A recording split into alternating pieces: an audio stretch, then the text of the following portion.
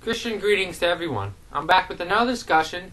This one is entitled, Is Jesus Christ really Michael the Archangel or not?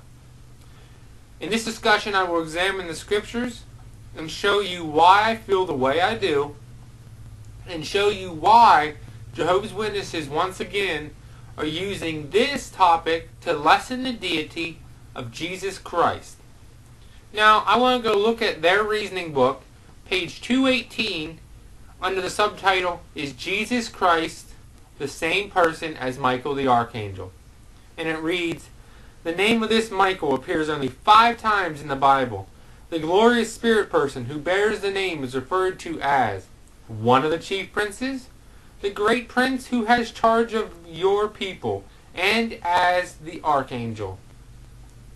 Michael means who is like God. The name evidently designates Michael as the one who takes the lead in upholding Jehovah's sovereignty and destroying God's enemies. This is just the first paragraph of 3 that they wrote under this subheading. Now, before we go any further, let's go look at Daniel 10:13. But the prince of the kingdom of Persia withstood me 21 days, and behold, Michael, one of the chief princes, came to help me, for I had been left alone there with the king of Persia. First, before I go any further, I want to look at this word, archangel. Let's look at the first part of it, arch. In the Enhanced Strong's Lexicon, arch means to be a chief, to lead, or to rule. So we place arch in front of angel, and that is how we get chief angel. Archangel. Now, back in the reasoning book again, under the same subtitle, interestingly enough, the expression archangel is never found in the plural in the scriptures, thus implying there is only one.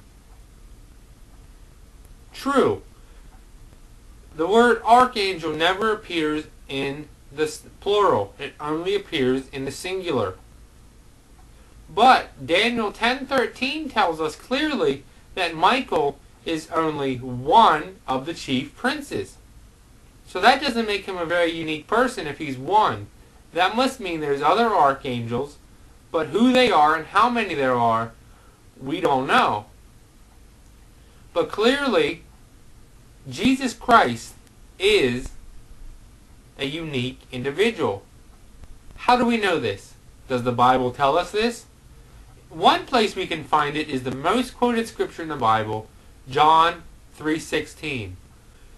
For God so loved the world, he gave his only begotten Son. Let's look at the word only. Only is derived from the word monogenes, which in the Strong's Enhanced Lexicon, the word only means single of its kind. So, Jesus Christ was a unique, one-of-a-kind being. But Michael is one of the chief princes.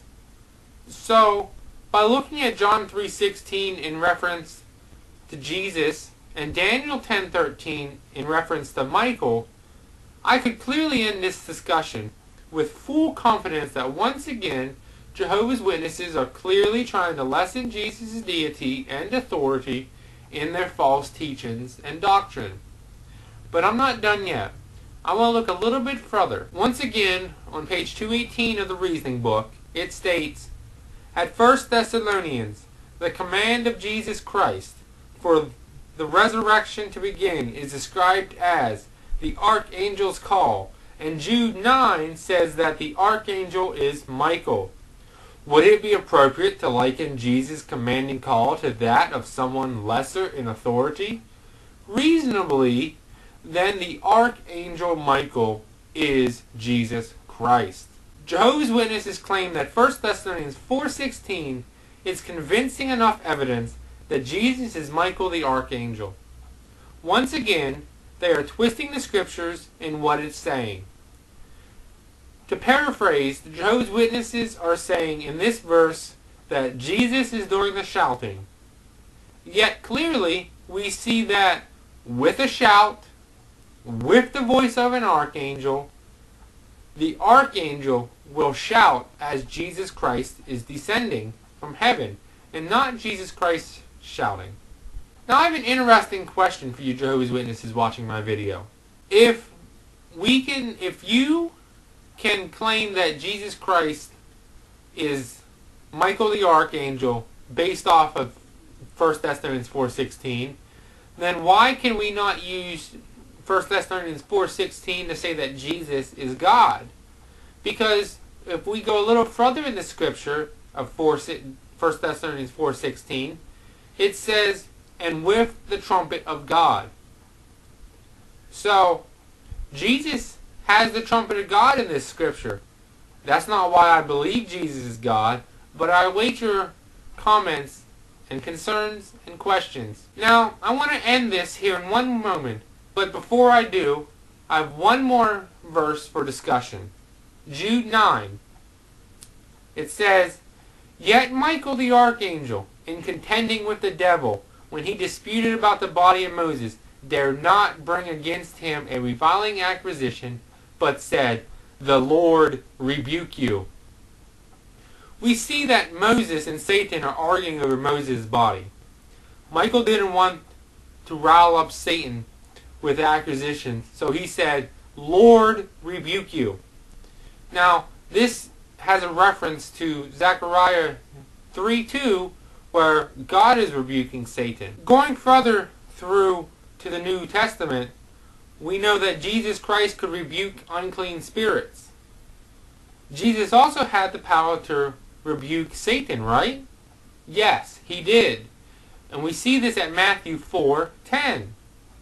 Then Jesus said to him, away with you, Satan, for it is written, you shall worship the Lord your God, and him only you shall serve. So clearly, off of these verses I have just shared with you, we can simply chalk up more false teaching and doctrine from Jehovah's Witnesses to lessen his deity.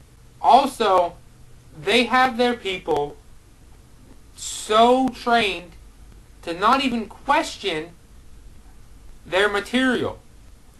I spoke with my father about this subject some time ago, and he went straight to the Watchtower Tract and Bible Society's CD-ROM with their material, typed in Michael, and looked at it and said, yep, Michael was Jesus. Didn't even do any research. Just because the Watchtower told him that Michael was Jesus, that was sufficient enough evidence. We must clearly get into the scriptures and examine them for ourselves. Just because an organization says, read our material, the Bible is not enough. No, the Bible is sufficient. Now I want to continue this discussion, and I will next time on the same topic with different scriptures to show that the Watchtower Tract and Bible Society in their false teaching. God bless you.